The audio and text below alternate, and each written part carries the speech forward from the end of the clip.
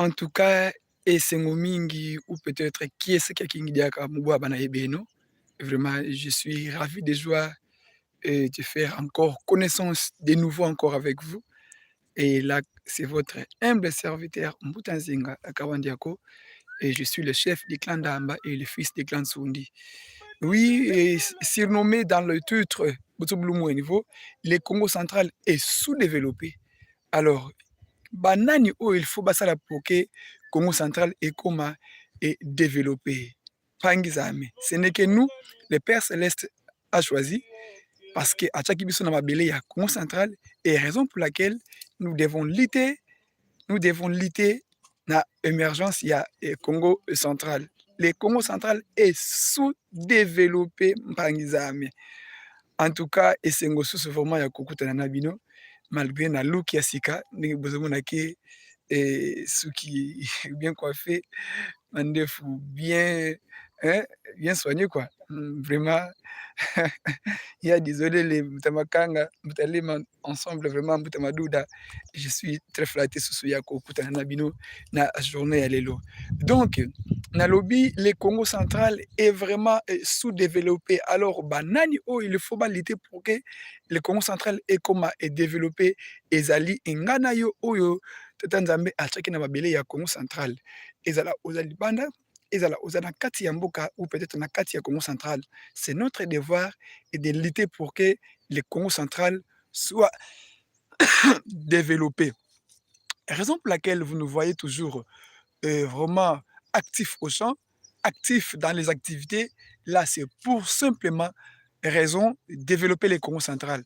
Et notre rôle, notre devoir, et c'est ça, car notre province est vraiment sous-développée. Alors, comment faire pour développer le Congo central? Qu'est-ce qu'il nous faut pour développer le Congo central? Ce qu'il nous faut pour développer le Congo central, en première position, c'est faire de l'agriculture. Et en plus, tant haut tozali,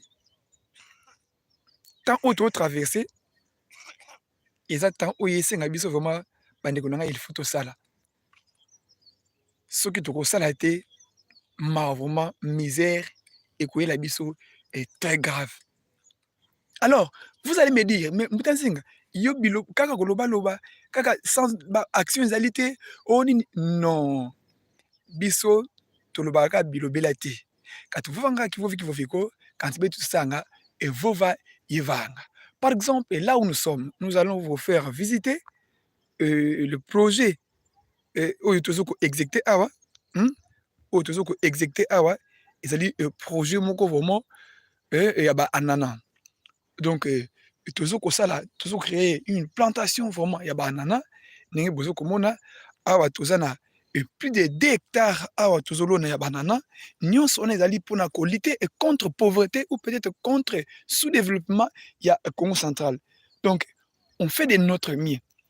On se bat vraiment pour lutter contre le sous-développement ya Congo central. Donc, nous voulons travailler pour faire sortir notre beau province na ba état oyo ezali. Et raison pour laquelle vous nous voyez vraiment très actifs na misala etali et bilanga. Pangizame donc kaka muki salu tufeti so bilansi yetu. C'est le travail qui peut changer notre pays. Sans travail, notre pays ne changera point. Ou notre province ne changera point. Alors, dans le travail que le Congo va changer ou peut-être le Congo central va changer. Raison pour laquelle nous devons travailler. Et surtout, dans les enjeux de ces moments, et vous voyez que Babiloko nyonso ezokomata. Na époque oyo tozali, na temps oyo tozali, ba bouleversement vraiment ndenge ezokokotela na mboka na biso to na mokili na biso oyo.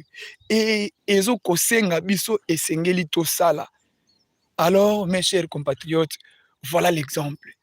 Voilà l'exemple. Voilà l'exemple ya ndeko na biso monsieur Christian Tsofu.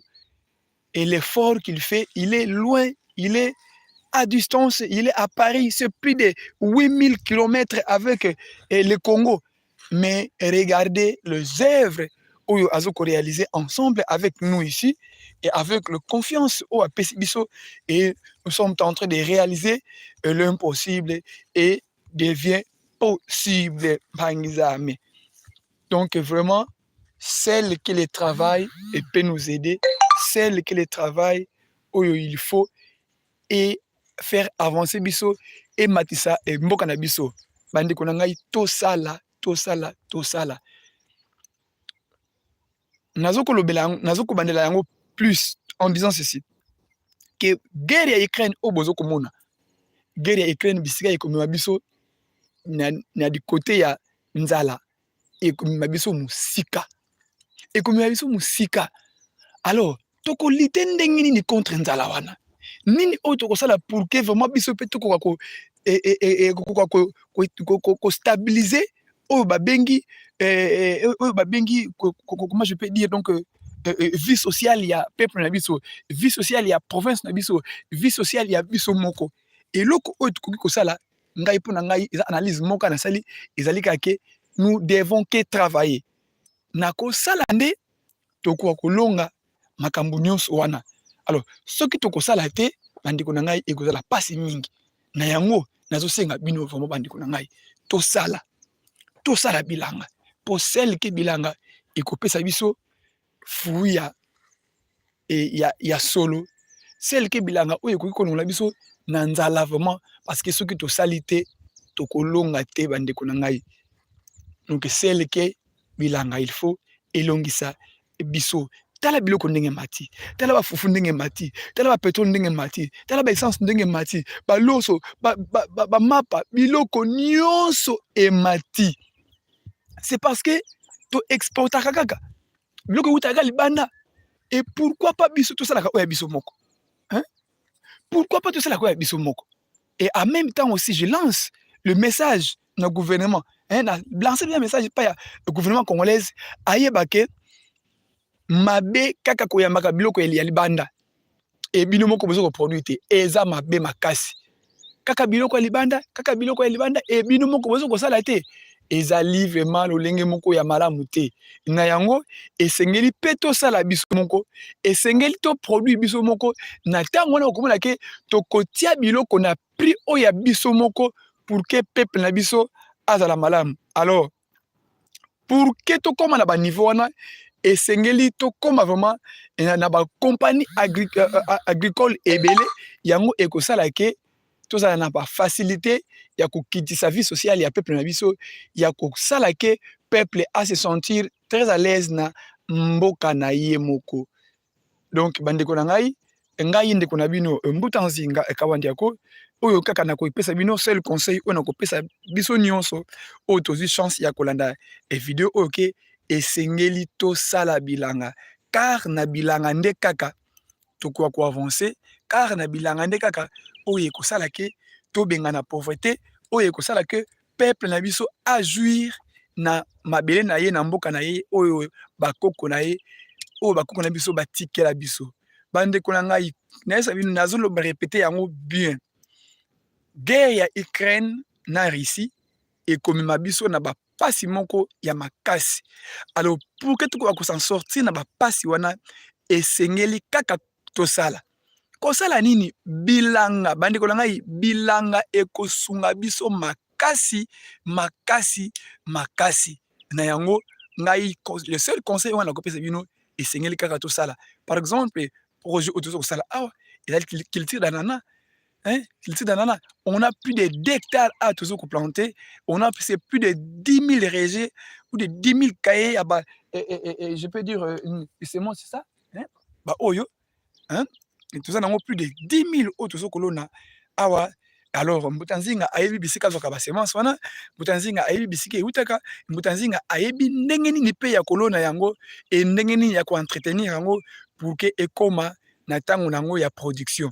Vraiment biso esengo ezali makasi ya kozala na bino, esengo ezali makasi na bato nyonso oyo bakozwa en considération maloba oyo, esengo ezala makasi na bato nyonso oyo bakodeside tobenga na nzala na etonga na biso ou peut-être na province na biso ya Congo central. Et nous luttons pour le développement du Congo central. Mbuta Nzinga lutte pour le développement du Congo central et Mbuta Nzinga lutte pour la création des emplois pour donner à tout le peuple bénin-congo des emplois, car notre devoir, c'est de servir et se servir. Donc, d'abord servir avant de se servir.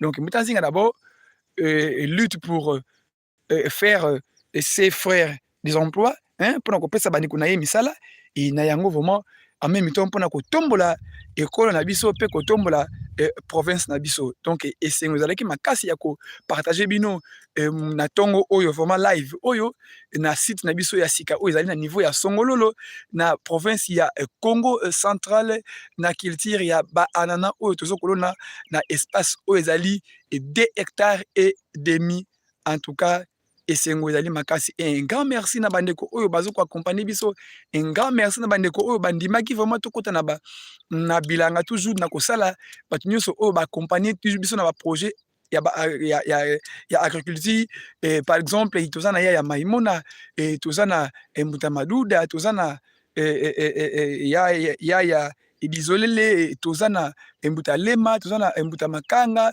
en tout cas bandeko bazali ebele ebele ebele oyo bazokoaccompagne biso na baprojet agricole parce que toza kaka awa te tozali vraiment na 4 ko ya songololo et en même temps tozali na kinshasa toza na bambuta ya zinu ndombasi toza na mbuta ntsavu qui est monsieur christian awa na terrain oyo bozomona ke c'est pour monsieur ntsavu christian Nsafou, pardon, c'est monsieur Nsafou Christian, il habite en France, c'est vraiment Esengo mingi na ndeko na biso, vraiment un grand merci à vous.